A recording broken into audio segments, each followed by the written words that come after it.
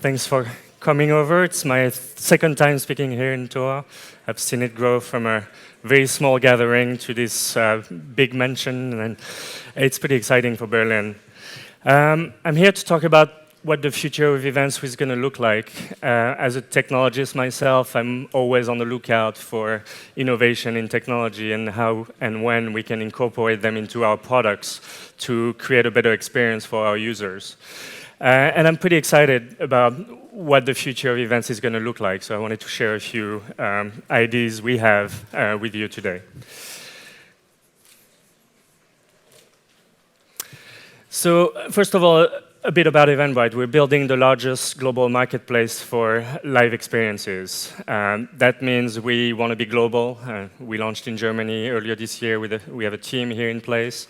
We believe that the German market is going to be one of our core markets, and we invested heavily here.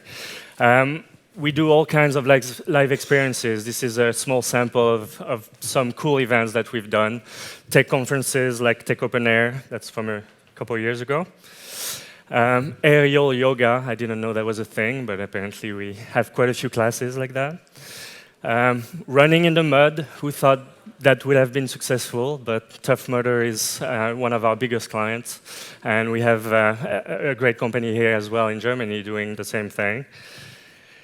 Food and wine festivals, they're taking off everywhere. This is the longest lunch. I can remember exactly how long it was. It was in Melbourne during the Food and Wine Festival.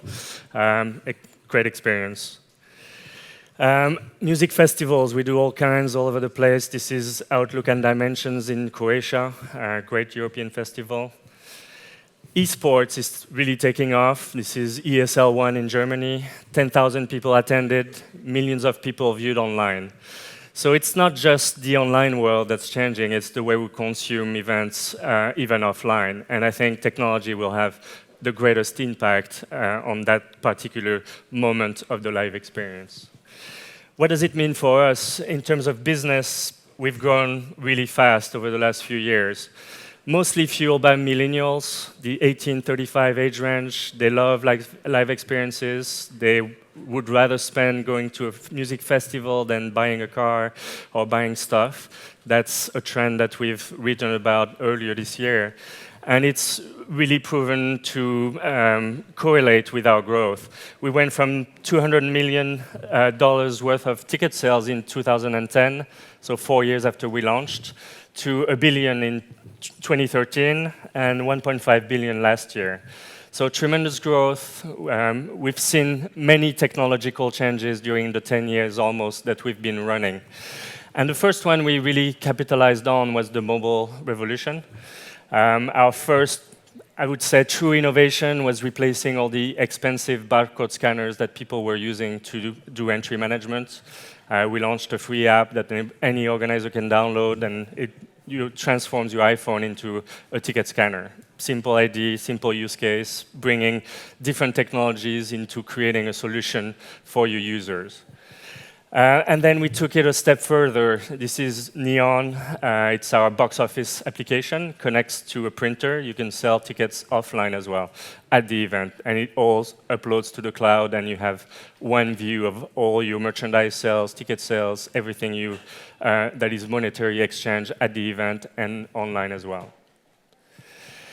And then about 4 years ago, we launched our attendee app. We thought, it's stupid that people are still bringing paper tickets to the event. So we need an app where you can store your tickets. They're always there with you. You just have to get to the event, show it to people, and get them scanned with our application, Neon, for example, and then you're in the door. And we amplified the attendee app by adding discovery. I think I'll talk a bit more about that later. Last year, we launched what is arguably the first self-service seat designer for reserved seating events. So you can go on our site, you can create this seat map, for example. You can sell this seat at 10 euros. You can sell the other seat at 5. You can design all this. It's easier to use than PowerPoint, very intuitive. And we have the counterpart for people to pick their seat when they register. And it's very smooth, very easy to use, just groundbreaking changes in the industry. That's what we're all about. So what does the future hold for us, and which technologies are we going to leverage to even go a step further and make the experience of organizing an event even easier and the experience of attending one even more fun than it is today? The event lifecycle is really about 3 different phases, and I'm sure the TOA organizers can tell you a bit more about the different challenges for different steps. So you have the before, mostly ticket sales, promotion, how do you organize the logistics, how do you prepare? During the experience itself, what you're experiencing right now, how does it feel? Is it the way you were expecting it? How we can make it even better? And then after, what do you do with all the data you collected? How do you create an even better experience next time? How do you assess whether people were happy or not? There's plenty of factors that go into these repeat cycles of organizing events. But let's focus on the before part, because that's been our core business until now. We've been really focused on ticketing. That's been what we had in mind when we launched the company. What does it take today to find the event that you want to attend, and how do you get your friends together to go to an event? It starts with your calendar. When am I free? Then you go online, you type some searches, you have probably 10 tabs open with different sites that you like, they curate good events for you. And then you look at all the search results, see if there's still space, if it's sold out, what time, does it correspond to my free time?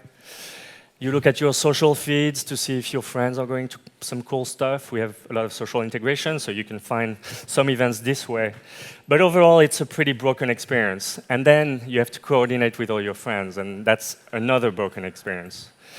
So we feel there's a lot of value there to be added and to become truly a marketplace where you every day think about opening the app, seeing what's there, or us telling you at very timely moments during the life cycle of the event sales that it's the right time for you to buy. And I'll show you some example. And I think the mobile revolution really changed your expectations. You want satisfaction now, like right now. I want to know Friday what I'm doing, and I'm going to find out because I have my phone on me. So we really want to cater to that instinct of people now that they expect the service to be performing whenever they desire. What about if we were able to give you very timely contextual information that will really push you to commit? I think commitment is also something that's changing. We see a lot more people booking their events at the last minute. But what if we told you that a lot of your friends and connections are going to TOA and there's only 5 tickets left? You would be incentivized, I think, to book very quickly. What if we told you that 3 of your friends suggested that you come with them, and that your calendar is free, you have nothing there, and you're in Berlin, why not go? What about if you told you that your favorite artist is coming to town at the same time that you're going to TOA? Wouldn't you want to book? And there's a discount right now, so let's do it. I think the main impact of technology will be on the at-event experience, and it's a new field for us. We're building a team now to tackle this part. There's a lot to do, plenty of variety of events that have very different needs. So we're trying to find common threads between all of our inventory and create the best products that appeal to a majority of our users. We believe that technology will bring a richer, more personalized experience overall, both on-site and off-site. And the off-site part, I think, will open up a lot of revenue opportunities for organizers that they didn't have access to before. In particular, we see like mobile payments already taking off. Music festivals have all RFID bracelets that get loaded with cash, and you can buy your beer with your bracelet. That's going to be, I think, pretty ubiquitous within a year or two, as soon as someone like us integrates that into our application, which you already have. What if you could just load money on there and spend it freely with the applications that the organizers have as well to make the connection? Connectivity also is going to have to be really stepped up, and you've all experienced it. Crappy Wi-Fi, can't connect, can't exchange, can't do all the things that you wanted to do to share about your experience. New technologies are going to change the landscape as well. Bluetooth, low energy, NFC. They'll allow the organizers to connect at a very different level to push contextual information to you, depending on what type of tickets you'll be hopefully connected with their system and get relevant information for you during the life cycle of the actual experience on site. Paper tickets, that's going to be a thing of the past, hopefully. I hope QR codes go away as well. We think we can build technology that will let you just walk in and we'll know you're there, we'll know that you checked in, your friends will know you arrived. A lot of things can be triggered based on geofencing, based on the fact that you already have our application, and if we build the things the right way, you won't have to show any paper tickets anymore, and the organizer will know exactly how many people are on site. They'll know when you leave, they'll know where you were, not you individually. I know we're in Germany, so privacy is pretty important. But anonymized data, I think, can tell a lot to the organizers as to which sessions were the most popular, what attracted the most people over the course of the event, which ones of these particular things they should do more next year. That's today's VIP experience. Those little bracelets, they're pretty dumb. They don't do much. And they require people to be looked at to give you access to certain things. I think we can do a lot better than that. And actually, one of the leaders in that space is a company that was founded in 1923. I'm not sure if you've heard of their experiment, but Disney just launched their magic wand a couple of years ago, I think. With the bracelet that you get when you go to one of their property, you can unlock your hotel door, you can get into the park, you can buy anything you want, you can sign up for social sharing, all kinds of experiences. You can cut off the line, which is a major pain point for anyone who's been to Disney, to 3 attractions, I think, that you pre-selected, so they can anticipate what the demand for each attraction is going to be. Very powerful. Fairly well done, executed plan. Still some hiccups, but it's definitely a growing and promising business line. What about peer-to-peer networks? And during the, not the revolution, but the demonstrations in Hong Kong, there was no cell phone connections. People use FireChat, a peer-to-peer application that allowed you to transmit messages through each other's phone. Think about what you could do at an event, like sharing content among yourselves, creating competitions for the best photo right there without any need for outside internet access. That's, I think, pretty powerful and very not leveraged as of yet. So there's probably plenty of startup ideas to be created on that basis. A lot of races, for example, already track you because they need to know how fast you ran. What else can you do with all these sensors that are already on the runners and all the athletes? Can you create dumb apps like give me a beer where I am? Like, you know where they are, you can bring that to them. And there's a ton of applications like that that will just make it a lot more fun. Won't require you to walk all the way down and line up for 30 minutes to get your lunch. I think we can all appreciate the gain of time that could bring. And I'm pretty bullish on robots. I think as soon as the cost is going to go down, why not have robots check you in at the door, tell you, give you information as to which sessions are happening, serve you the beer that you ordered earlier.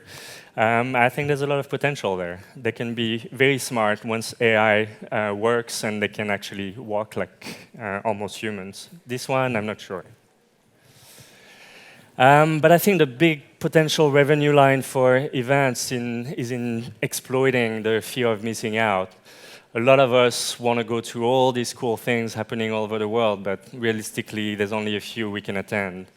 So I think the second screen has started to take off a little bit, but it's still not quite very immersive. It's like a TV. And it's great for if you can be there, but not so engaging. Coachella introduced YouTube live streaming, and they thought it would cannibalize their audience and that sales would go down, but it's actually the opposite. It created that desire, that wanting to be there that wasn't there before. And I think we can create similar things with virtual reality or augmented reality. You could walk in here, you can pretend to be there and not be there at all. If you just replace the cameras with 360 cameras, you can have drone coverage, like see the stage just as if you were right here up above me. What about feeling like the artist, first-person point of view, available through your glasses? That would be cool. I'd buy that. And after that, you have to make sense of it all, and I think that's where the industry is really going to change. I'm pretty convinced we're going to see event designer curriculum being created at universities. There's so much different technologies that you have to assemble to create the true immersive, enriched experience that it will be possible, that you'll have to know a lot of different topics. How to make sense of big data. There'll be a lot of tools, I think, that will need to be created to leverage all the footpath data, the engagement data, the viewing online. All these things will need to be connected somehow and translated into actionable numbers that the organizer can fully make sense of and enrich the experience year over year. That used to be their job, and it's no longer that. That's a very tiny portion of organizing an event, setting up the seats, organizing the logistics. That's going away. South by, I think, is a great example of how they took a music festival and made it into a multifaceted festival. We're really going through the festivalization of all the events. You see that in the tech space as well. Toa is a good example. They have art, they have music, they have food. It's making event organizing a lot more complex. That's all the things you can do at South by. I'll go fast because I'm running out of time.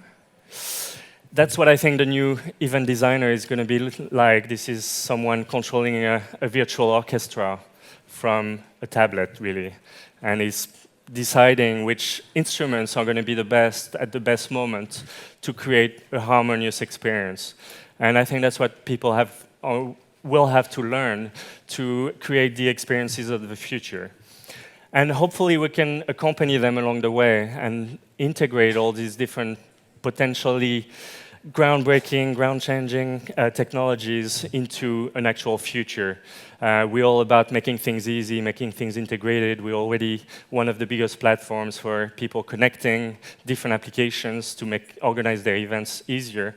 So hopefully we can take us to the next level as well and be present also at the event where there's a lot to be done.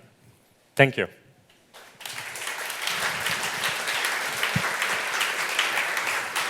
Thank you,